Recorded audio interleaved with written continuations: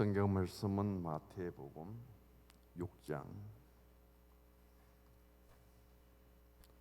9절에서 13절까지.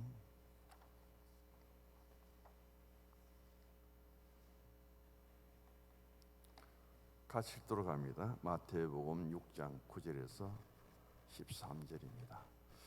그러므로 너희는 이렇게 기도하라. 하늘에 계신 우리 아버지여, 이름이 거룩히 여김을 받으시오며 나라가 임하시오며 뜻이 하늘에서 이룬 것 같이 땅에서도 이루어지이다. 오늘 우리에게 일용할 양식을 주시옵고 우리가 우리에게 죄 지은 자를 사하여 준 것 같이 우리 죄를 사하여 주시옵고 우리를 시험에 들게 하지 마시옵고 다만 악에서 구하시옵소서. 나라와 권세와 영광이 아버지께 영원히 있사옵나이다. 아멘. 주님 가르친 기도 세 번째 시간입니다.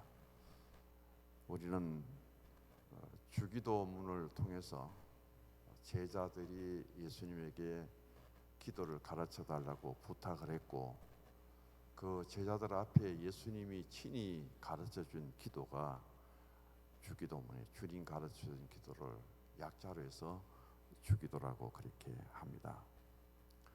지난번에는 아버지 이름을 거룩하게 하시며 여기에 대해서 말씀을 드렸는데, 하나님 아버지의 이름을 거룩하게 할 수 있는 것은 누구냐 하면은 바로 저와 여러분이에요. 하나님은 거룩하신 분입니다. 그 거룩하신 하나님의 이름이 나의 신앙과 나의 생활과 나의 인격을 통해서 그대로 거룩하게 될 수 있는데, 내가 잘못하면 하나님의 이름이 거룩하는 것이 아니라 하나님 이름을 욕되게 하고요, 하나님의 이름이 영광으로 나타나는 것이 아니라 하나님의 영광을 가리게 되는 거죠. 그래서 하나님 이름을 거룩하게 하는 데 있어서 중요한 것은 바로 오늘 이 땅 위에서 하나님을 아버지로 믿고 고백하고 그 말씀을 따라 살아가는 성도들의 생활이 어떠냐, 예수 믿는 사람이 저렇게 받고 행동을 못하느냐, 예수 믿는 사람이 저 모양이냐, 그럴 때는 결코 그 사람을 통해서 하나님 이름이 거룩해질 수가 없죠. 생활뿐 아니라 신앙도 마찬가지입니다. 인품도 마찬가지예요. 그렇게 우리에게 기도를 가르치던 예수님이 이 주제를 바꿉니다. 오늘 제목은 아버지의 나라가 오게 하시며, 아버지 이름을 거룩하게 했다면 이제는 아버지 나라가 오게 하시는데, 예수님이 메시아로 오셔서 구속 사역의 처음 시작은 하나님의 나라입니다. 때가 찼고 하나님의 나라가 가까웠으니 회개하고 예수를 믿으라는 것이 처음 선포된 메시지입니다. 그리고 오늘도 그때나 지금이나 계속해서 하나님의 교회를 통해서 우리가 해야 될 일은 하나님 나라의 확장이에요. 교회를 통해서, 복음을 통해서, 전도를 통해서 바로 하나님의 나라가 확장되도록 하는 것이 오늘 교회의 사명이고 우리의 신앙의 본분입니다. 그리고 예수 있는 우리에게 있어서 마지막 종점은 어디냐? 하나님의 나라죠. 그것은 약속입니다. 예수 잘 믿으면 하나님의 나라에 들어가죠. 하나님의 나라를 기업으로 유업으로 하나님이 약속하셨잖아요. 그래서 하나님의 나라라고 하는 이 단어는 예수님이 오셔서 이 땅에 하나님 나라가 시작되었고, 복음의 중심은 하나님 나라 확장이고, 마지막은 약속으로 하나님 나라에 우리가 다 들어갈 수 있다는 것입니다. 출애굽하는 이스라엘 민족들에게 그들의 종착지는 바로 가나안입니다. 그곳은 젖과 꿀이 흐르는 땅이라고 하는 그런 말씀도 중요하지만은 가장 중요한 것은 애굽 땅에 살던 이스라엘 민족들에게 약속으로 주어진 땅이에요. 그들이 무엇을 가장 바라고 하나님과 함께 그 출애굽의 여정을 갔느냐 하면은 바로 우리에게는 하나님께서 주시는 땅이 있는데 그 땅은 하나님과 맺어진 약속의 땅, 언약의 땅이다. 가나안의 가장 중요한 뜻은 약속의 땅이라는 거예요. 그 가나안을 영적으로 환원시키면은 바로 예수 믿는 사람에게 마지막 우리가 믿음으로 갈 수 있는 곳은 하나님의 나라입니다. 천국은 우리에게 주어진 신앙의 약속이에요.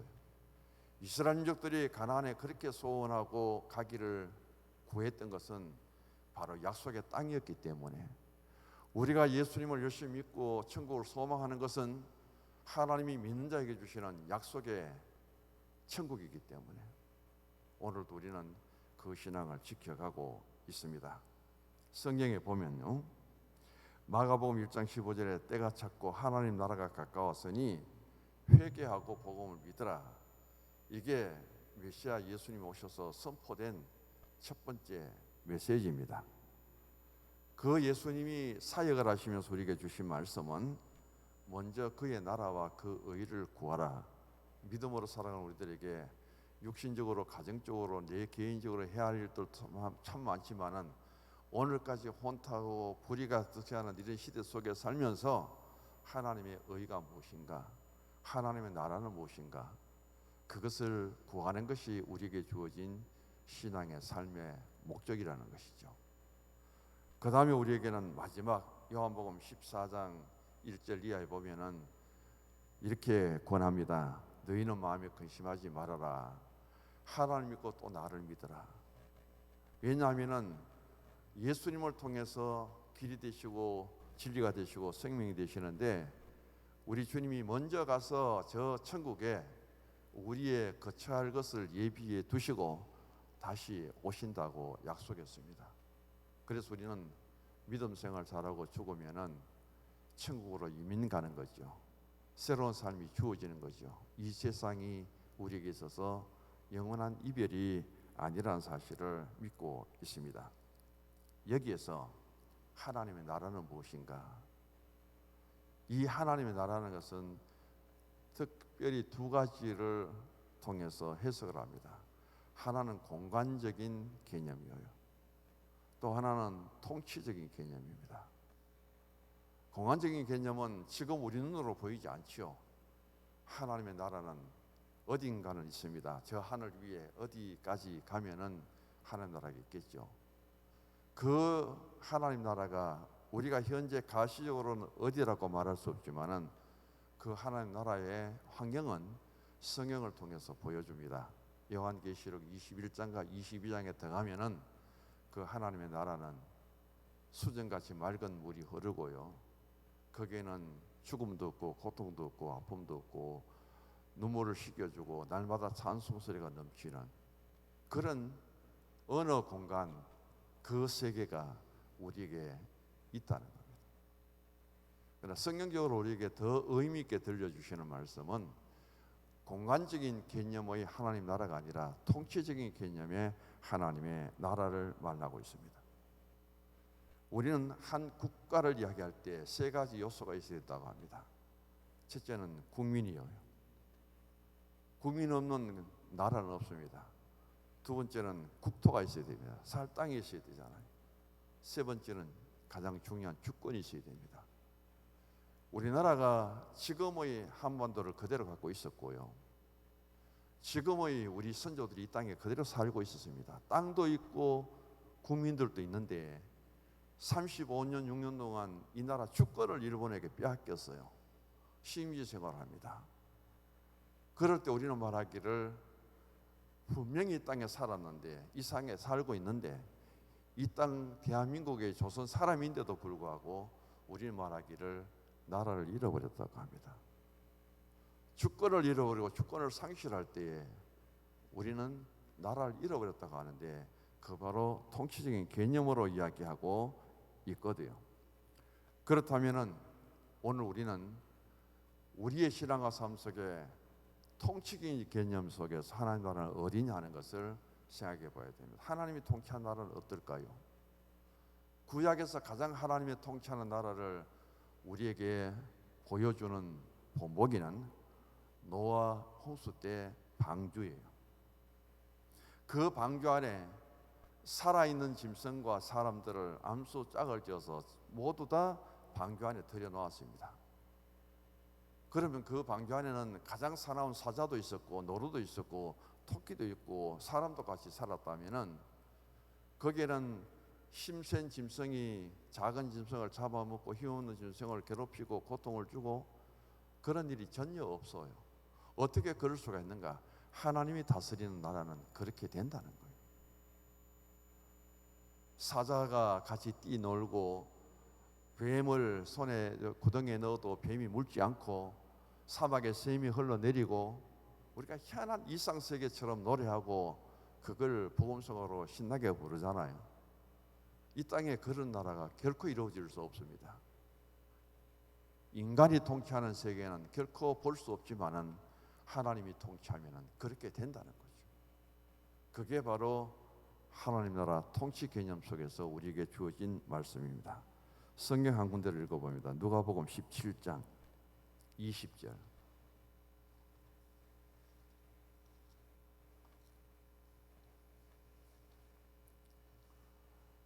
누가복음 17장 20절 21절을 같이 읽습니다. 바리새인들이 하나님의 나라가 어느 때에 임하나이까 묻거늘 예수께서 대답하여 이르시되 하나님의 나라는 볼 수 있게 임하는 것이 아니요 또 여기 있다 저기 있다고도 못하리니 하나님의 나라는 너희 안에 있느니라. 이 바리새인들이 얼마나 질문을 잘합니까? 어느 날 예수님께 와서 질문합니다. 하나님 나라는 언제 임하느냐? 언제 볼 수 있느냐? 예수의 대답입니다. 하나님 나라는 볼 수 있게 임하는 것이 아니고 하나님 나라는 또 여기 있다 저기 있다 공간적으로 설명하는 것이 아니라 하나님 나라는 너희 안에 있느니라.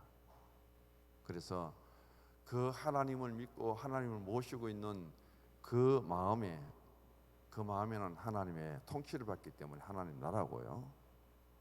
그 가정에 주님 하나님 잘 모시고 있으면은 그 가정이 하나님의 통치 안에 있기 때문에 가정이 하나님 나라를 이룰 수 있습니다. 그래서 우리가 말하죠. 가정 천국이라고요. 교회 만약 그런 하나님 통치가 이루어진다면은 성서 중앙교회는 우리 성도들로 모였지만은 여기가 교회 천국이 될 수 있다. 하나님의 통치가 이루어지지 못하기 때문에 갈등도 빚고 때로는 분쟁도 일으키고 때로는 눈물도 흘리고 그러겠죠. 하나님이 통치한다면은 천국의 모습이 이 교회 안에 그대로 이루어져야 된다는 것을 말합니다. 우리가 찬송을 부릅니다. 438장 오늘 또 불렀는데 3절에 높은 산이 거친 들이 초막이나 궁궐이나 내 주 예수 모신 곳이 그 어디나 하나님 나라라고 불렀습니다. 궁궐에 산다고 예수님 거기 계시는 것이 아니고 초막에 계신다고 예수님 계시는 것이 아니요. 예수님이 땅에 오실 때에 그 예루살렘에 46년 동안 지은 화려한 헤롯의 왕궁에 오시지 않고 베들레헴 골짜기에 어느 한 농촌의 가정에 그것도 말 구유에 예수님이 오셨습니다. 그곳이 성탄의 자리가 되고 그곳에 찾아간 목자와 동방의 바사들 하여금 성탄의 경비자가 되잖아요. 마찬가지입니다. 오늘 또 청와대도 있고 아주 고급스러운 빌딩들이 많지만은 그곳에 주님이 계신 곳이 아니라 여기 있다 저기 있다 아니라 바로 주님은 내 안에 있다. 초막이나 궁궐이나 어디든지 주님이 그 모신 곳이 하나님 나라라고 말씀합니다. 그래서 내 마음에 주님을 잘 모실 때에 바로 주님이 나를 통치하시고 다스린다는 거죠. 그래서 우리는 메시아, 구약의 히브리 말입니다. 그리고 크리스토스 하면은 헬라어의 바로 그리스도입니다. 우리가 크라이스트 하면 그리스도지요. 여기에는 항상 세 가지 해석이 되잖아요. 첫 번째 왕이고, 두 번째는 제사장이고, 세 번째는 선지자잖아요. 가장 먼저 우리에게 그 메시아 그리스도의 해석은 왕인데, 왕은 통치자입니다. 다스리는 자예요. 그래서 왕이 내게 오셔서 나를 다스리고 내가 왕 대신 하나님의 백성이기 때문에 나는 사탄에게 속하지 않고 나는 사탄의 자녀가 아니라는 거예요. 그것만으로도 우리는 얼마만큼 하나님의 통치 개념 속에 하나님의 자녀로서 감사해야 될지 모릅니다. 누가 하나님을 아버지라 부를 수 있느냐? 마귀의 통치를 받고 마귀의 자녀들이 하나님을 하나님 아버지라 부를 수 없어요. 우리가 지금 하나님을 아버지라 부를 수 있는 것은 하나님께 속하였고 하나님의 자녀이기 때문에 하나님을 아버지라 부를 수 있다는 겁니다. 그래서 통치적인 개념이 이렇게 중요합니다. 다니엘서 3장에 보면은 바벨론 왕이 있습니다. 느부갓네살이에요. 그래서 자기 신상을 만들고 거기에 절하지 아니하면은 벌칙을 내리는데, 다니엘은 사자굴에 들어갔지만은 세 친구 있습니다. 사드락 메삭 아벳느고는 7배나 더 뜨거운 그 불 속에 들어가서 화형을 당하게 되어 있습니다. 그래서 세 친구들이 7배 뜨거운 불 속에 들어갔는데, 들어갈 때는 분명히 3명이옵니다. 그런데도 불구하고 불 가운데 한 사람이 더 있었지요. 그래서 나중에 보니까 이 세 친구들이 나오는데 머리털도 하나 거슬린 것이 없습니다.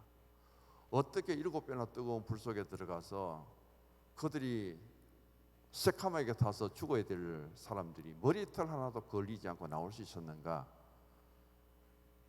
하나님이 통치하면은 불 속에서도 그렇다는 거예요. 그걸 세상적인 어떤 이성이든지 세상의 어떤 개념으로 설명이 안 되는 거죠. 7배나 뜨거운 불 속에 세 사람이 들어가서 화형을 당하고 타 죽어야 될 그 자리에서도 하나님이 그 불을 다스리시면은 머리털도 하나도 상하지 않는다는 것이 하나님의 통치의 개념이에요. 하나님 다스리면은 그보다 더 큰 일들도 있겠죠. 누가복음 16장에 보면은 부자가 있고 나사로가 있습니다. 이들이 세상을 살아가다가 똑같이 죽습니다. 나사로는 아브라함의 품에 있고 부자는 음부에 떨어져 있는데, 그곳에 가서 고통 중에 이 음부에 떨어진 부자가 온갖 모양으로 하나님께 요청을 합니다. 너무 고통스럽고 힘들다, 너무 목마르다. 그래서 아브라함 품에 있는 저 나사로를 보내서 물이라도 좀 보내달라. 하나님 말씀은 뭐라고 합니까? 너와 우리 사이에, 나사로와 부자 사이에는 큰 구렁텅이가 있어서 절대 건너올 수도 건너갈 수도 없다. 하나님의 통치가 미치지 못한 곳에는 아무리 우리가 절규하고 외쳐도 하나님의 통치가 이루어지지 않는 곳에는 하나님은 간섭하지 않는다는 거예요. 하나님은 도와주지 않는다는 겁니다. 그래서 하나님의 통치가 우리 가운데 임할 때, 하나님의 통치가 음부에 떨어진 부자에게는 임하지 않지만은 아브라함 품에 있는 나사로에게는 얼마만큼 이 세상의 아픔도 고통도 가난도 병든 것도 다 씻음받고 아브라함 품에서 안식과 평화를 누리고 있는 나사로가 우리에게 보여지고 있는지, 바로 죽음 이후에 그 하나님의 통치 속에 들어간 나사로와 세상에서 그렇게 먹고 마시며 잘 살던 부자가 죽어서 하나님의 통치가 전혀 미치지 않는 음부 세계에 떨어져서 당하는 그 고통을 비교해 보시면은 우리가 주님을 잘 믿어야 되는가, 믿지 않아야 될 것인가, 이 땅에 사는 삶이 끝이 아니라 바로 죽음 후를 바라볼 때 믿음 준비를 잘해야 된다. 내가 죽어서 하나님의 통치하는 그 나라에 들어가는 것이 우리에게 약속이고 그게 믿음이지, 죽음 이후에 하나님의 통치가 이루어지는 하나님의 영역에 들어가지 못하고 부자처럼 떨어져서 음부에 고통나는 곳에 내가 들어간다면은 그게 무슨 신앙의 의미가 있느냐는 겁니다. 그런 것들을 생각하면서 오늘의 신앙을 헛되게 보내지 말고 우리는 믿음 준비를 잘해서 이 땅에 머무는 삶이 중요한 것이 아니라 이후에 하나님의 통치 영역 속에 하나님의 나라에 우리가 들어갈 수 있는 신앙을 준비하는 게 가장 소중하고 아름답다는 사실입니다. 어떤 사람이 하나님께 기도했습니다. 천국에도 가볼 수 있도록 해주시고 지옥에도 가볼 수 있도록 해달라고 늘 기도했어요. 그 이루어질 수가 없잖아요. 그런데 어느 날 꿈을 꾸었습니다. 정말 천국과 지옥을 잠시 갔다 오도록 해주었는데 가보니까 별 이상한 게 없더래요. 천국에 있는 사람들은 좀 밝고 감사하고 찬송하고 그러는데 지옥에 있는 사람들은 좀 불평이 많고 원망이 많고 다투고 그런 모습의 차이가 있더래요. 그걸 한번 확인하고 나니까 식사 시간이 되었다는 거죠. 식사가 들어오는데 천국과 지옥이 얼마만큼 차이가 났느냐. 지옥에는 하나 더 먹으려고, 더 많이 먹으려고 머리가 터지도록 싸우더랍니다. 아마 양식이 모자라는지 몰라지, 밥이 모자라는지 모르겠는데, 근데 똑같은 양의 모습으로 천국에도 음식이 들어옵니다. 들어오니까 천국에서는 자기가 자기 스푼으로 자기가 그것을 떠서 먹는 사람은 아무도 없고, 스푼이 전부 큰데 거기에 밥을 떠서 자기 입으로 가지고 올 수가 없을 만큼 스푼 끝에 잡으면은 숟가락질이 어렵더라고요. 근데 그 스푼의 중요한 것은 밥을 떴는데 맞은편에 앉은 다른 사람 입에는 아주 쉽게 갖다 줄 수 있더래요. 그러니까 서로 마주 보면서 그 밥을, 음식을 떠서 상대방의 입에 넣어주는, 서로 먹여주는, 그러면서 감사하고 기뻐하고 웃으면서 식사 나누는 그 모습이 달라 보이더라. 그래서 잠시 하나님께 지옥 천국을 보여달라고 했는데 하나님은 그 어떤 꿈에 잠시 보여주는 것을 통해서 나는 이런 천국에, 이런 하나님 나라에 나도 들어가게 해달라 하면서 기도 제목이 바뀌어졌다는 그 예화가 있습니다. 오늘 주님 가르친 기도 중에 하나가 바로 하나님 나라가 임하옵시고 하나님 나라가 오게 하시고, 그것은 바로 통치적인 개념을 말하고 있죠. 어떻게 우리는 하나님의 나라가 내게 올 수 있는가? 하나님 나라가 임하시고 그 하나님의 통치 속에 살 수 있는가 하면은 가장 중요한 것은 회개라는 거예요. 누이칠 회자에 돌이킬 개자죠. 그래서 회개하라 천국에 가까웠다. 예수님이 선포되는 말씀이 첫 메시지예요. 그래서 회개하는 것이 뭐냐? 오늘로 말하면 정권 교체다. 그 이야기를 합니다. 한 나라에 불만과 또 원망이 많으면 백성들의 원성은 정권 교체를 원합니다. 이 정권이 바뀌어야 된다. 지금도 그런 이야기를 참 많이 하고 있잖아요.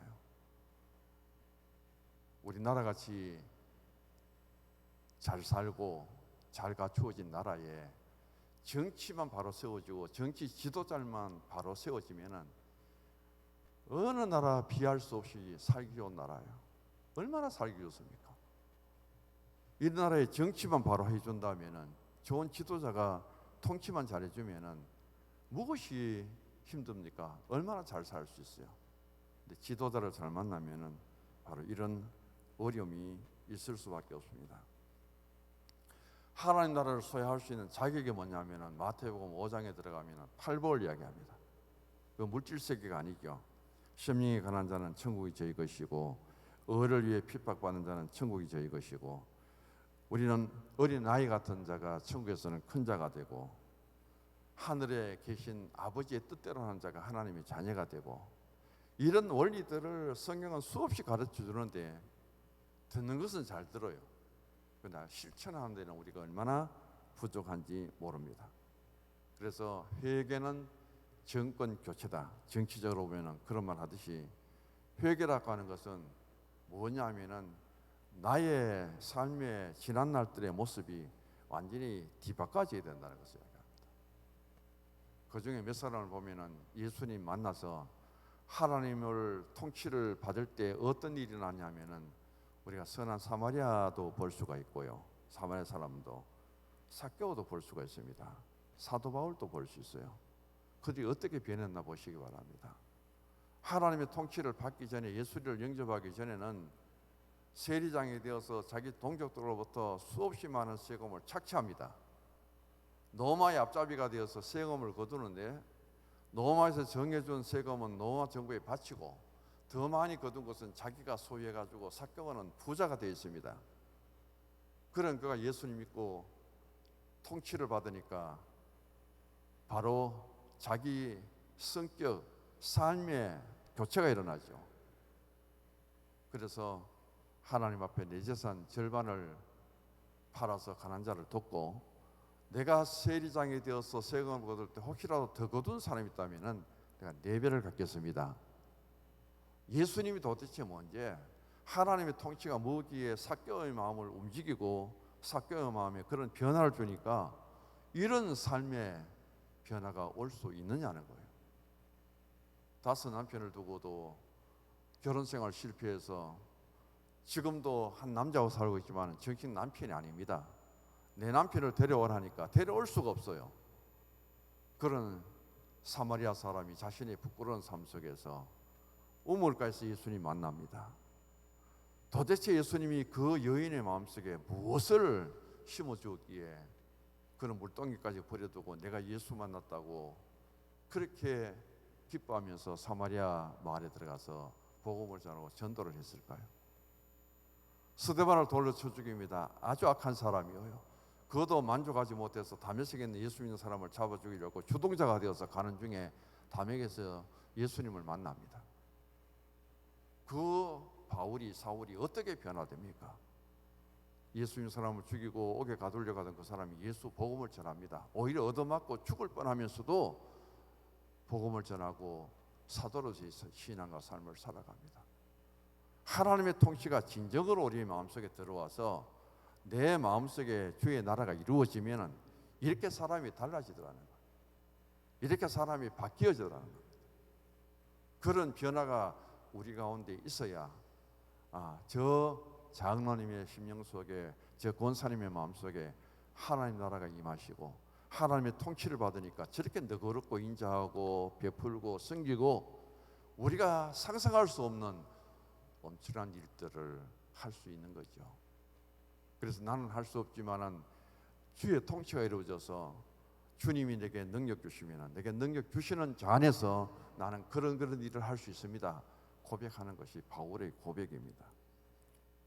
오늘 우리는 바로 이런 놀라운 일들을 바라보면서 참 믿음 안에 살아가는 신실한 하나님의 사람이 되어서 이 죄가 많고 불신하고 불의가 있는 이 세상 속에 내가 어떤 신앙의 사람이 되어 하나님의 통치를 받음으로 하나님의 나라가 이 땅에 임하는데 나로 하여금 그 뜻이 성취될 수 있는 길을 열어갈 수 있을까? 도산 안창호가 미국에 유학을 할 때입니다. 그래서 이력서를 쭉 쓰는데 잘하는 특기가 뭐냐니까 청소 잘하는 게 나의 특기입니다. 그렇게 적어 나왔어요. 그래서 미국의 사람이 그 안창호를 데려다가 청소를 시켜봅니다. 얼마나 성실하게 잘하는지 일부러 이 사람이 관심 있게 청소를 잘하는가 못하는가 종종 일부러 더럽혀 놔요. 그런데도 불구하고 얼마나 구석구석 청소를 잘하는지. 그러다가 안창호가 이제 그 가정을 떠나게 됩니다. 떠나갈 때 주인에게 이런 부탁을 했대요. 주인님, 다음에 이 가정에 청소부를 구할 때도 꼭 한국 사람, 조선 사람을 써주십시오. 그런 부탁을 했습니다. 다른 요구사항은 아무것도 없어요. 그동안 저를 고용해서 써주셔서 감사하고 열심히 잘 섬겼는데 이제 떠나게 되는데 누군가 다음 또 청소부를 할 때는 나와 같은 조선 사람을 써달라고 그 부탁을 할 때에 이 주인이 이렇게 말했대요.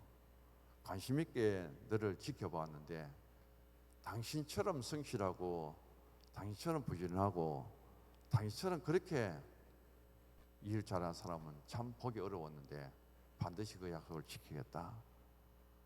그래서 그 가정은 아마 계속해서 한국 사람을 청소부로 고용했을 거예요.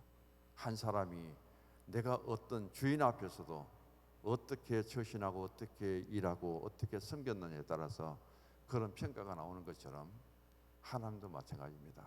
하나님 앞에서 어떻게 일하고 어떻게 섬기고 그 하나님이 보시고 하나님이 인정하고 하나님이 신뢰한다면은 우리에게 얼마나 더 큰 영광의 그날이 우리에게 주어지겠습니까? 믿음으로 살아가면서 이런 하나님의 나라가 임하기를 오늘도 구하는데, 최종적으로 하나님의 나라가 오게 할 그때는 언제냐? 주님 다시 오실 때입니다. 우리가 임의대로 살아가다가 나에게도 종말 있지만은 전체적으로는 주의 나라가 임하시는데, 최종적인 그날은 바로 주의 재림의 날이에요. 그래서 성경도 요한계시록 마지막에는 마라나타입니다. 주 예수여 오시옵소서. 가장 믿음으로 준비되고 오늘 살아가는 우리들에게 가장 소망의 기다림은 주님 다시 오심이에요.